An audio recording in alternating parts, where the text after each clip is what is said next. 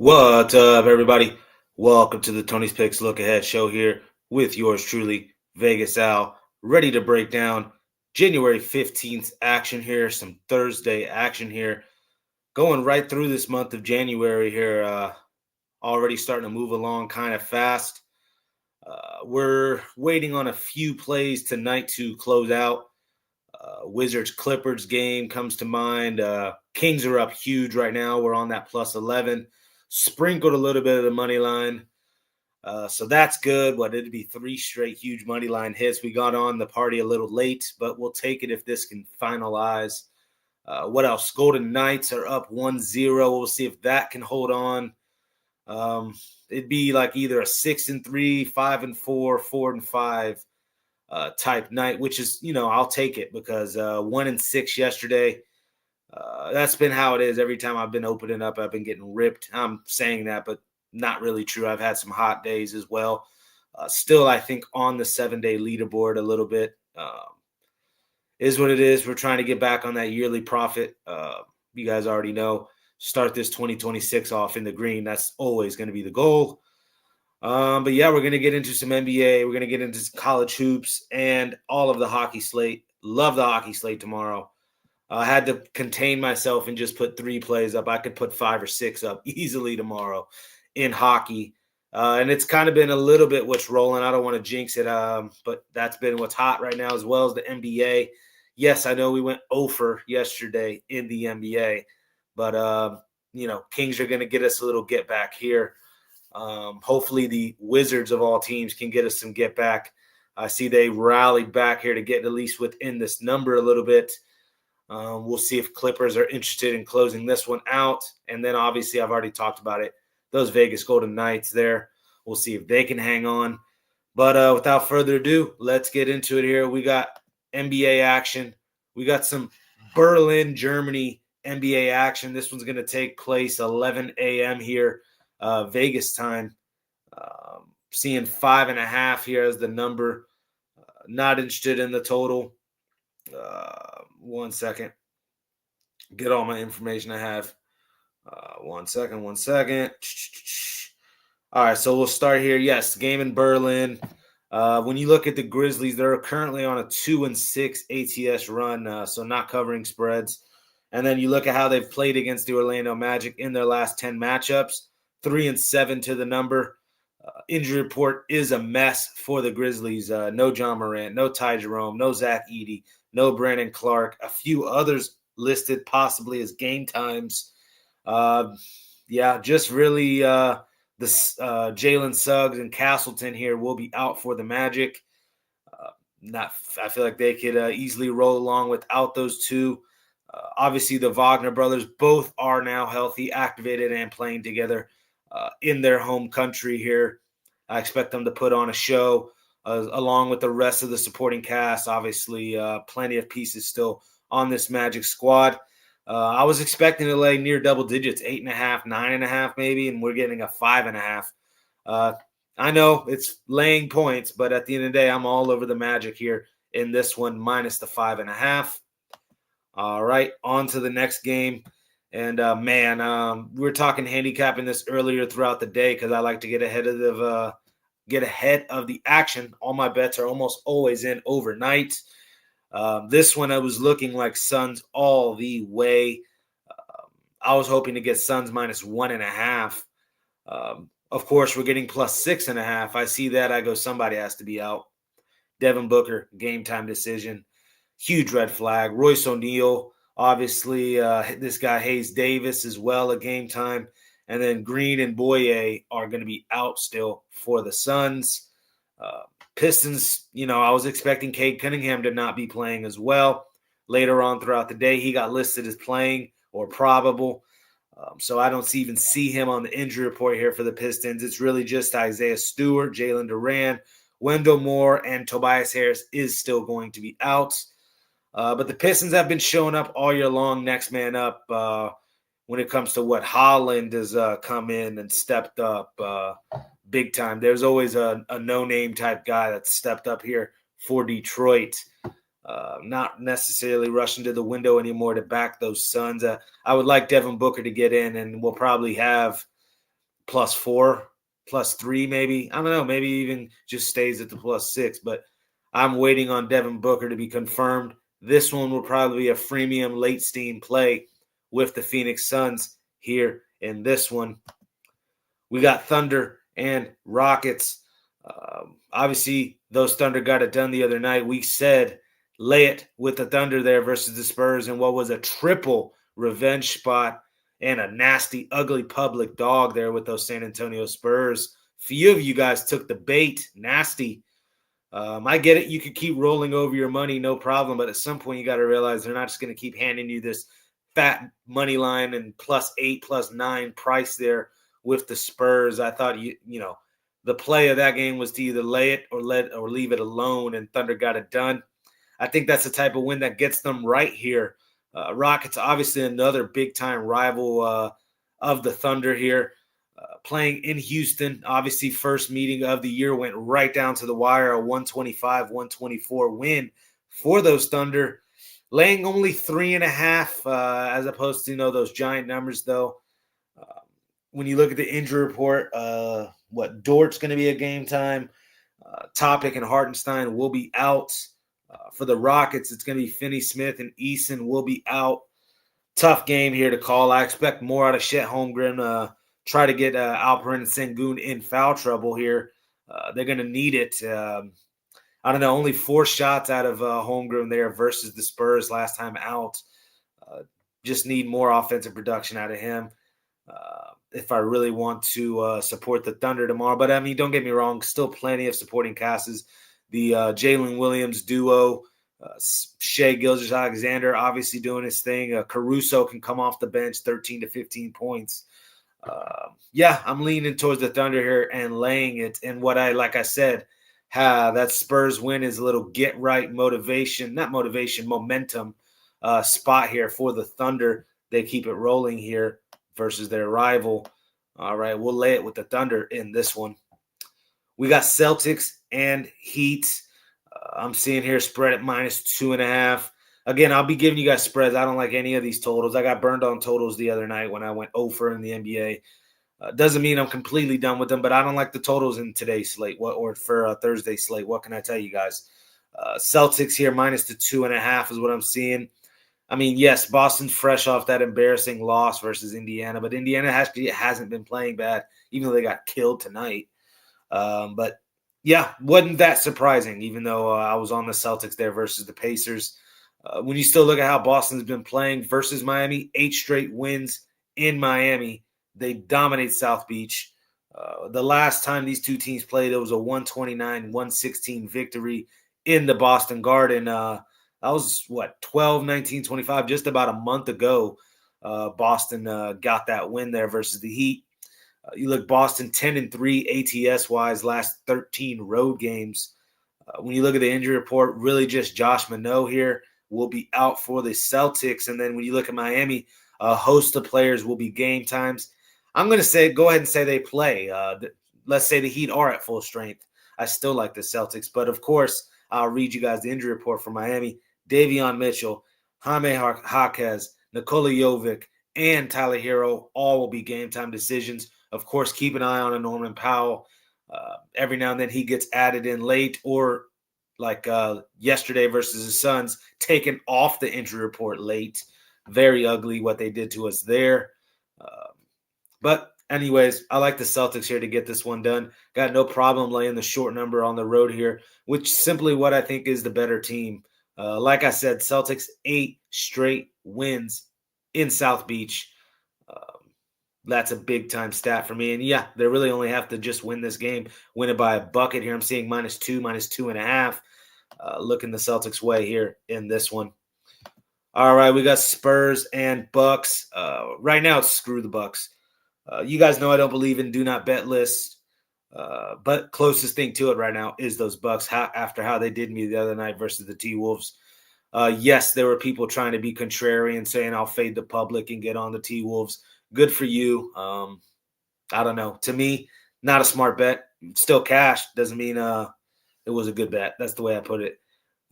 But that performance is enough to scare me off wanting to touch the Bucks. I know they're getting a boatload of points. 7.5 I'm seeing here. Injury report as well. Taurean Prince is out. He's been out for a while now. And now I'm seeing Giannis is added to the injury report. He will be a game time decision. He's probably just about done with Milwaukee. Could you imagine him and Luka in LA? There's another couple places I can name. We were just talking about the Heat. You imagine him being on the Heat. That would be just another long forward on that Heat squad. Plenty of I'm a Knicks fan. I would love him to come to the Knicks. I just maybe not enough basketballs to go around, but we can find a way to get Giannis back. I don't know.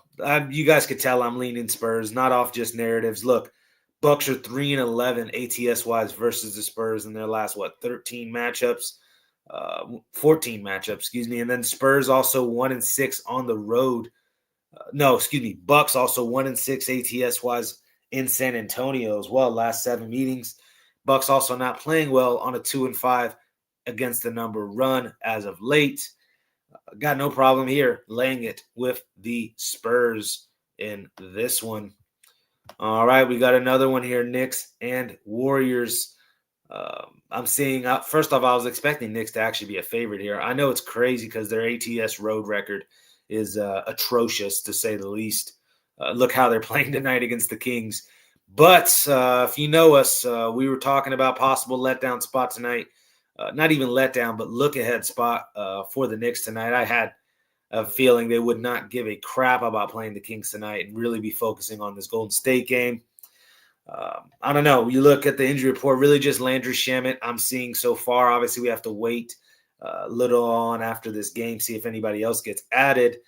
Warriors just seeing Seth Curry, not the big-time main guy here. Seth Curry, he'll be out for the Warriors. But to me, yes, I said classic type of road spot here where the Knicks will get up. I know it's on a back-to-back, but like I said, I thought they were looking forward to this one. You look at the last 3 meetings versus these 3 teams, between these 3 teams, the last 3 meetings, the road team has covered the spread. Bottom line, we're getting 3.5 points with the Knicks. I think this one can come down to the last bucket. Expect major big nights here out of Jalen Brunson and Steph Curry. Even a Karl Anthony Towns, Mikal Bridges, Josh Hart. I think I'd argue, a little bit more pieces on the Knicks side. That's why I'm on the Knicks here. Love the plus 3.5, maybe even a little bit of a money line if you want, but I got no problem taking the points with those New York Knicks. All right, we're on to the very next game here. We got Hawks and Trailblazers. I'm seeing Hawks here minus 4.5. When you look Trailblazers injury report-wise, Avija and Grant, game time decisions. Thibault, Henderson, and Murray will be out for the Blazers. For the Hawks, Risha Sher, Kennard, and Porzingis, I'm thinking out here. I have to make a check on that. But again, expect them possibly to not play or play game time. You never know. But those guys are on the injury report. Hawks, 8 straight losses in Portland. I found that stat kind of incredible. I just feel like the Hawks, not to say they're due, but they have been playing a little bit of some good basketball. Take that Lakers blowout the other night out of the equation. We got injury report bamboozled in that one. I don't know. To me, all over these Hawks here in this one, just with the injury report news on the Blazers side, it's getting a little hard to back them. Again, we are laying points on the road with a Hawks team. Almost a no-no. Forced to play, it would be Hawks, but this one I'm probably not betting if I'm being honest. Another one here that's a little tricky just because where the number's starting to get up to. I'm seeing Hornets 5.5 point dogs now. I was liking Lakers at the earlier number of -4, -3.5. This thing might start creeping up to the 7-8 range with those Lakers. Again, yes, I get it. Lakers fresh off that blowout, nice win versus the Hawks. They've actually been covering spreads this year. 21-17 are those Lakers to the number this year. You look at how they played against Charlotte in the past, 5-2 to the number last 7 meetings in LA versus Charlotte. Look, 14-4 to the over at home here in their last 18 home games. I mean, you can't really hate on the Hornets, though. They've been 9-3 last 12 games against the number. Also, themselves 23-17 this number. Two profitable teams, ATS wise, if you've been backing these teams long term every time out. I don't know. To me, it's ugly, and a lot of respected cappers I know are on those Lakers, and I definitely can see their case. And I like even the Luka Doncic props in this one, whether if it's the points, rebounds, and assists, even a team total for the Lakers, I'm not opposed to. But I also like a little bit of this Hornets, especially if we can get up to 6 or 7 points with the Hornets. I'm not necessarily mad at it. I mean, the injury report's not terrible for them. Just Sexton and Connaughton is really looking here, game time decision. And then when you look at the Lakers, you never know what you're going to get. Right now, I'm just seeing Jackson Hayes as a game time. Obviously, Thiero and Reeves are still out, but it's these Lakers. You never know who's going to pop up last minute on this injury report. Again, forced to play, I'd be on the points with those Hornets. I get it. It's ugly, and I'm going against some of these trends.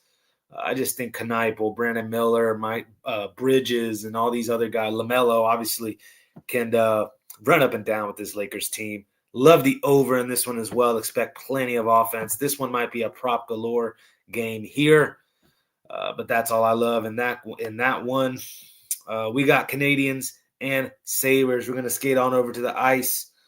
Let me get my information here for all of these games. This first one here, I'm expecting Ellis to be in goal. I mean, is Luukkonen gonna go back to back here? If he does, we'll still probably be on those Canadians. Don't get me wrong. Luukkonen is the better option here. Ellis, 3.11 goals allowed in his last 10 starts. The younger option here for the Sabres. Obviously, Sabres have been on a run, playing really good hockey, but I could argue the Canadians are playing some good hockey themselves. And look at this, head-to-head, last 10. Canadians are 8-2 head-to-head versus Buffalo.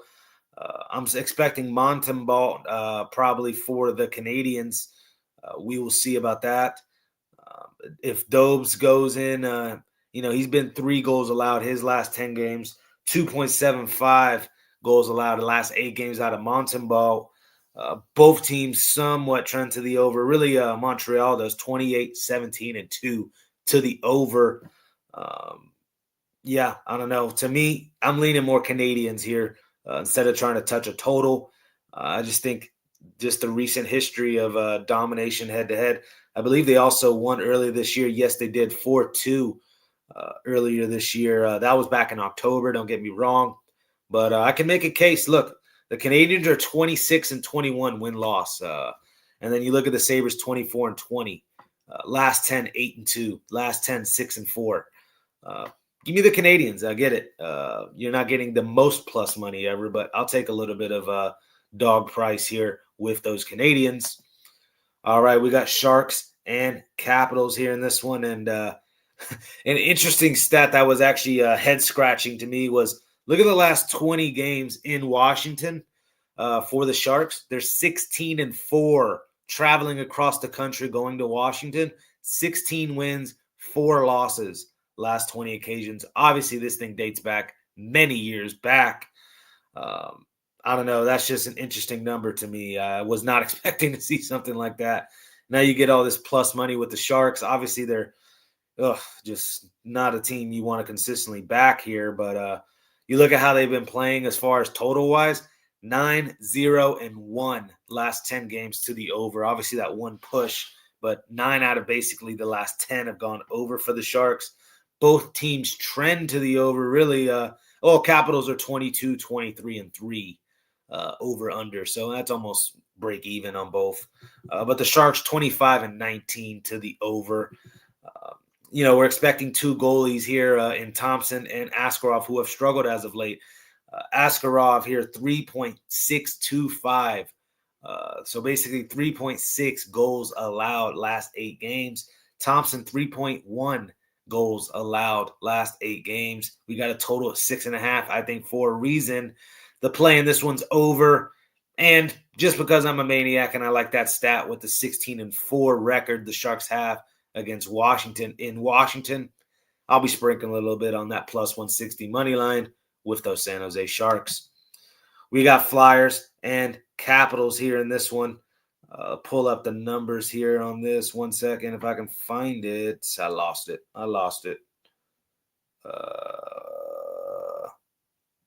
Okay, I found it. Sorry, guys. So right now we got a season series split, 1-1. Penguins won the most recent meeting. That was almost a month and a half ago now, December 1st of this season. Philly won 5-1. Or excuse me, the Penguins won 5-1, but in Philadelphia. Each team has won in the other team's backyard. Pittsburgh's been the better scoring team. All the numbers say so this year. But these two goalies that are expected in net actually really haven't been that bad. Really, Skinner obviously has the bad rap from when he played with the Oilers. But since he's joined the Penguins here, in his 6 starts, 1.83 goals allowed in his last 6 starts since he's joined the Penguins. Vladar here, 2.25 goals allowed in his last 8 for Philadelphia. Total at 5.5, 6. Not mad at the under. Little bit juiced. Penguins are minus 155. You could go in regulation. A little stat I saw there: 27% of these games have gone to overtime. So basically killing these in regulation bets. Still, probably got to go to the in regulation play if you wanted to knock this juice off. Otherwise, you could probably try to 2-team it. Penguins and under, or just take this under here in. I said Flyers and Capitals, didn't I? I just caught the typo, guys. Flyers, Penguins, under the 6. I don't know why I did that. Flyers, Capitals. Bro, I typed Capitals like 3 times. Sharks, Capitals. Flyers, Capitals. Flyers, Penguins. There you go. Flyers, Penguins, under the total in that one. We got Canucks and Blue Jackets here. Let me make sure. No typos. Yes, Blue Jackets. Merzlikins here, expected in goal. Lankinen as well. No, I'm wrong about that. That's what was the last time these two teams played back in November. Those were the 2 goalies. It was a 4-3 Canucks win there. Very rare win for the Canucks. I tried the Canuck dance last time out. We got our head bashed for it. You guys know I'm against the Canuck dance. Are we going to go to it here? It could happen, but look at how Canucks have been playing. 8 straight losses now. 5 straight losses versus the Blue Jackets. You got Jet Greaves expected. He's 2.8 goals allowed last 8 games. Lankinen as well, 2.8 goals allowed last 8 games. When you look 12-6 to the under, last 18 times the Canucks have been priced as an underdog. The most recent occasion, a 2-1 loss to those Senators the other night. Everybody was pounding the over with those 2 goalies that were expected in that one. And, of course, it goes under the total. I would go under the 6.5 here in this one. No Canuck dance out of me anymore. Sorry, you won't see me do it.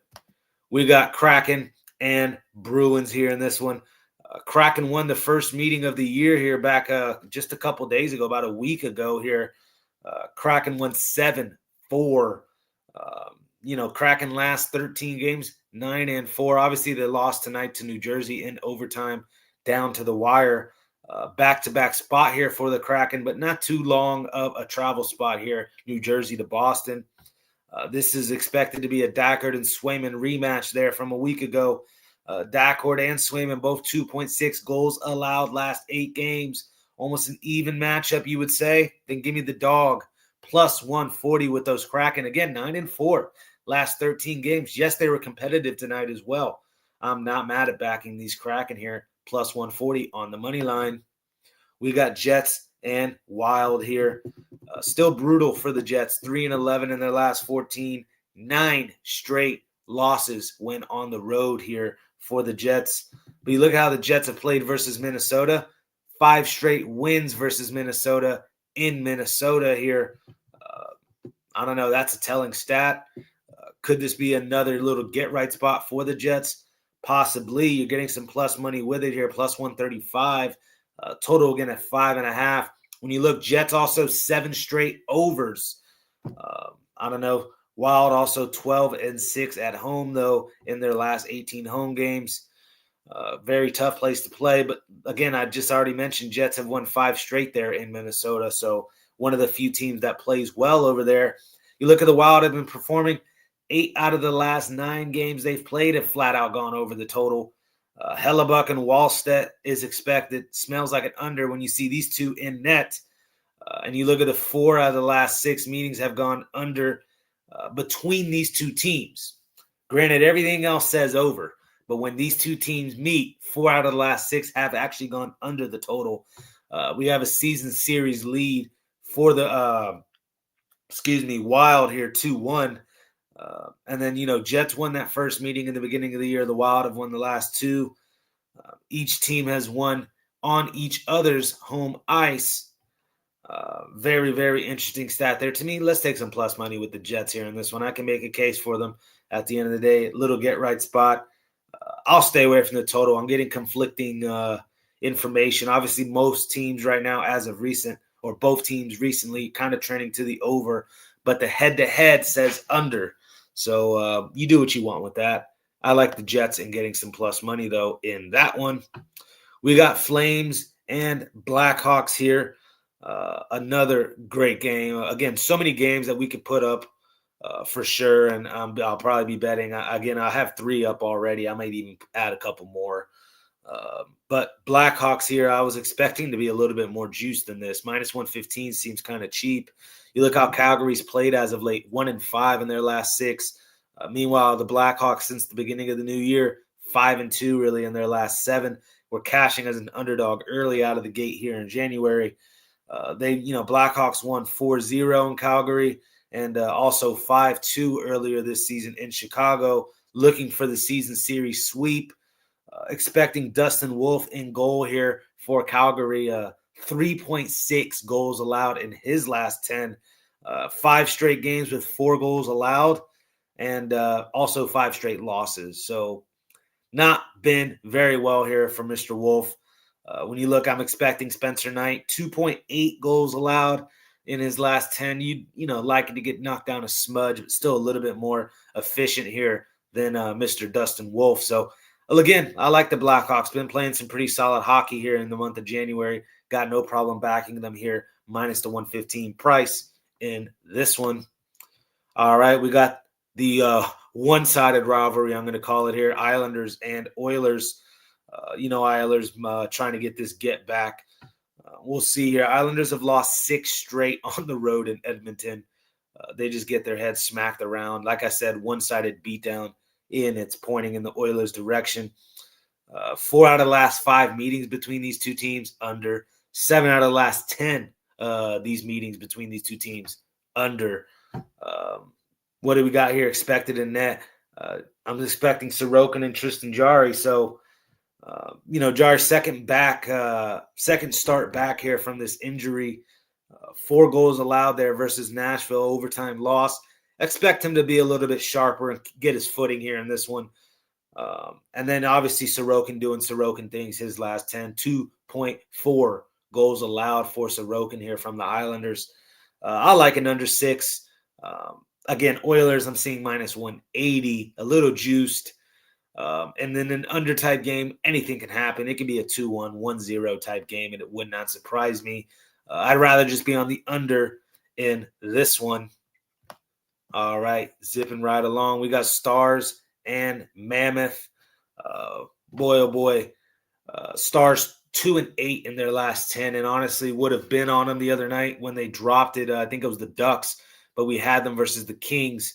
It was a back-to-back spot. I knew to just stay away, even though it seemed really nice. I let it go. Thank God we did. I might have to do the same thing here. Don't get me wrong. All the things point to the Stars as far as head-to-head. 9-1 in their last 10 games versus Utah. 5 straight road wins versus Utah. When you look, Dallas is also 11-1, really last 12 meetings versus Utah. So, again, dominating them, essentially.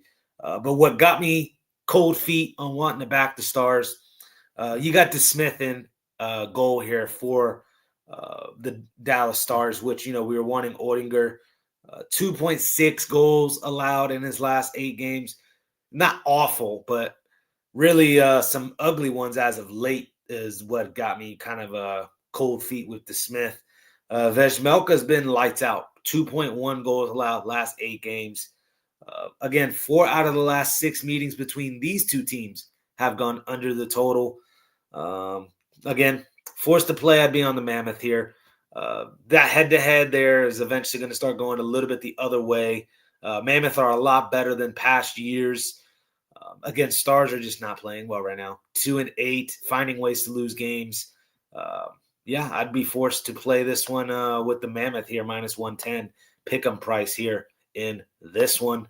All right, final hockey game, and then we'll get into a couple college basketball games, and then we'll be out of here. But we got Maple Leafs and Vegas Golden Knights. Maple Leafs plus 110. No, plus 115 now. Expecting Schmid maybe on this back-to-back. We'll see. Lindbaum is a fade on all fades. Wool is expected here for the Maple Leafs. I almost said Blue Jays. For the Maple Leafs, 2.6 goals allowed in his last 10. Schmid has been solid, 2.4, and obviously it was 1-0 last I checked a Golden Knights tonight. I don't know if he does the back-to-back. I don't. It's very rare, but we'll see. I don't know. Lindbaum's a fade. That's all I got to say. And that's what's getting me on the Maple Leafs. Bottom line, you look Vegas 6-4 in their last 10, 5 straight wins. Hopefully they can make it 6 tonight here. An interesting stat I saw though: winning team has won by the minus 1.5, 7 out of the last 10 meetings. So a lot of blowouts when these two teams play each other. Both teams also trend to the over all year long too. Maple Leafs 26-18 to the over. VGK 22-18 to the over. I like the over. Depends on who we get in goal. If Lindbaum's in goal, it's over and Maple Leafs. Somehow Schmid's in goal. Still like the Maple Leafs because you're catching this cat on a back-to-back, but I suddenly don't like the over as much. I don't know. I'm leaning Maple Leafs regardless. So how about we just do that? Maple Leafs plus the 115 here in this one. All right, we got Robert Morris, IU Indy for some college hoops action. 1 second, let me find out all my numbers here I have for this.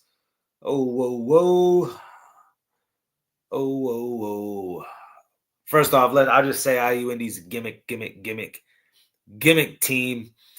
It's a joke, the type of offense they run. Just leave it at that. The fact that Robert Morris laying 5.5, I'm running to the window to lay it. IU Indy is 1-9 in their last 10 meetings, in their last 10 games. 6 straight losses as well. I don't know. To me, way too many pieces on Robert Morris. Also lengthwise, just the Josh Hill, Chitakudis, and this kid Deshaun Good. 3 versatile guys, 6'9", 6'8", 6'10". IU Indy doesn't have anybody like that on the roster necessarily. And then you got this guy, Albert Vargas, this kid 5'10" on Robert Morris. He's going to be stealing the ball a lot. IU Indy is just, I don't know. They like to do fast breaks, threes. It's, I don't know what. It's Rucker Park, AAU basketball for IU Indy. The total 161. Obviously, we'll always look over at IU Indy games. But I'll keep it simple. I'd rather just lay the points here with Robert Morris. And I think they just shut down this gimmick offense, and they'll be up by 20 probably at some point in this game. Give me Robert Morris here in this one. We got Citadel and UNC Greensboro. I'll just be short and sweet with this one. Citadel just came off a big-time win there versus West Carolina. I'll call this a classic letdown spot, and also a look-ahead spot because they play, VMI on Saturday, a little rivalry here between these two military schools. You also look, Citadel's 0-7 on the road this year.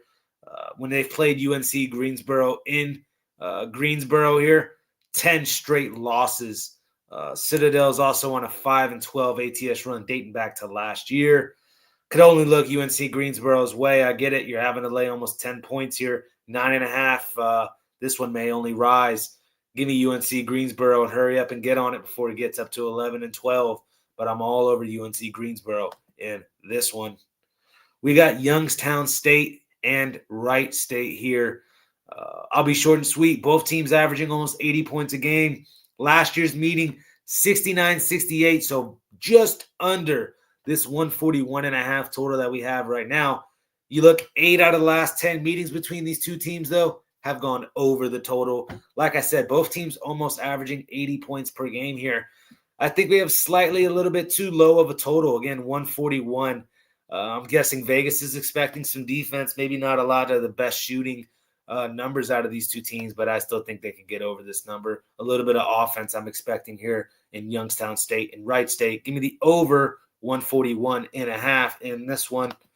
Here's a prop. I was going to give out Tarleton State, but Jesus, man, their tallest player is 6'6". Just very, very big question marks here, size-wise, out of Tarleton State. Southern Utah has just been abysmal this year, though. 2-8 their last 10. Tarleton on 7-3 run their last 10. Have lost 2 out of the last 3, however. Looking for a bounce-back spot. Yes, I can tell you guys to lay the -6 with Tarleton State, but I actually like going to a Dior Johnson points prop. I'm expecting this thing to get up around 30 because, first off, he's second in the nation in points per game with, 20, almost 24 points per game, 23.5 points per game here for Dior Johnson, this big-time guard out of Tarleton State. You look at his last 3 games, 36, 34, 32 points in these last 3 games. Tarleton, also a top 30 team in the nation in free throws. That helps you cover those -6s late in game. I like Tarleton State, but I really like that prop for Dior Johnson. Again, if we find 25.5, we'll take over in that. All right, next game, we got Idaho State. Idaho State playing at the way much faster pace, averaging more points per game, way better shooting numbers, way better rebounding numbers. Oh, yeah, better defensive rating. They have dominated Idaho in recent history. 1-9 in their last 10 is Idaho. Let me repeat that. Idaho is 1-9 in the last 10 meetings versus Idaho State. 2-8 to the number. So Idaho State's dominated this series. Idaho also just against Big Sky opponents. 2-7. Obviously dates back a little bit last year. 2-7 to the number versus Big Sky opponents is Idaho. We are laying a little bit, -3.5 with Idaho State, but that's where I'm looking in that one. All right, zipping right on along. We got 2 more college games, and we's out of here. UT Arlington, Utah Tech. Was expecting Arlington here -6. I'm seeing +1.5. Again, Utah Tech, 2 straight losses. Not really the greatest of team here either. Not a lot of size. Really just 1 6'8" guy, and then you're having to find a bunch of guards that might hustle and grab rebounds. I think UT Arlington dominates the boards. I get it on the road a little bit, but +1.5 money line all over UT Arlington in this one. Sac State, talk about gimmick school, gimmick program. Shaq's a fraud when it comes to being a GM or whatnot for the school. I mean, I'm being a little harsh because he doesn't have much to work with here at this program. When you're having to resort to guys like Prophet Johnson and Mikey Williams, good luck. Obviously, those 2 guys actually probably are the best players on the court in this specific matchup. Just dreadful shooting numbers, though. Go look for yourselves. I think Mikey Williams is shooting 25% from 3. 17 points a game. People might think that's a big deal, but these guys are going to get their numbers regardless. It's like being on the Wizards, for instance. Somebody's going to get 20 points a night on the Wizards. Doesn't necessarily mean they're good. That's kind of how I feel about Sacramento State. You look 1-9 in their last 10 games, 7 straight losses for Sacramento State. Northern Arizona, not much better, 2-8 in their last 10, 4 straight losses for Northern Arizona. This is the D-Gen special of the day, and I'll roll with the public because I know the public loves them some Sacramento State.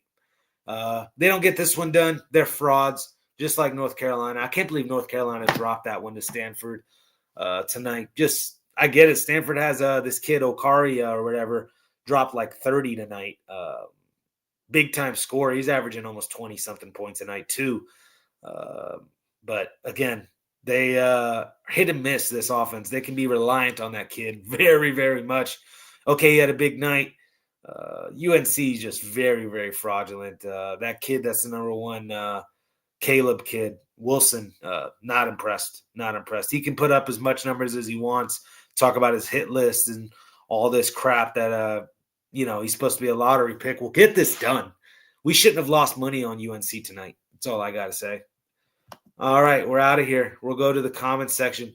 No comments, no love for me. So it looks like we're out of here tonight, guys. Peace. Go check out what we have on the site, though. Actually, before I get out of here, let me show you what I have going on. Link in the description here. Check out what we have on the site. Like and subscribe as well. It wasn't that bad of a little bit of action here. 1 second. Let me refresh it. All right. Did those Golden Knights come through? Let me see.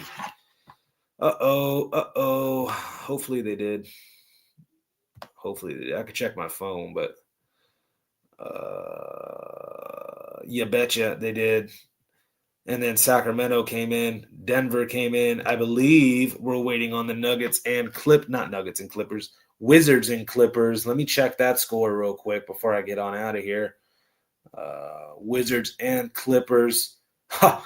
I got plus 12.5. It's 117-105, of course. So we're going to probably lose this one.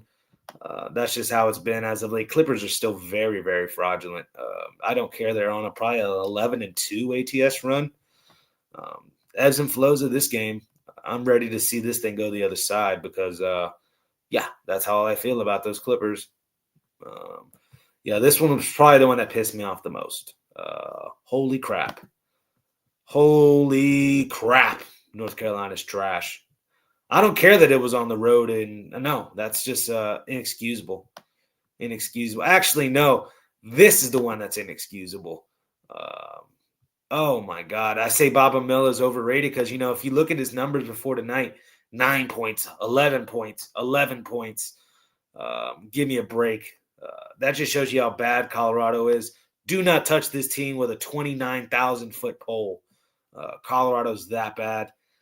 There's another ugly one here. Auburn. I thought they should have got that done as well. But Xavier, gives us a little something tonight. Let me count this up. What did we go tonight? What did we go? I know we're in the green. Yeah, because last 24 hours, $184. Give me. So we went 1-0, 2-0, 3-0, 3-1, 4-1, 4-2, 4-3, and we're waiting on Clippers. So, 5-3, waiting on Clippers. Probably going to be 5-4 tonight. 5-4 is what it is. Waiting on a freaking 8-0 day, 7-0 day. It's going to happen. So be on the lookout for that. But best of luck to everybody out there. I will see you guys tomorrow. You guys have a wonderful day. Make it a winning one. Peace.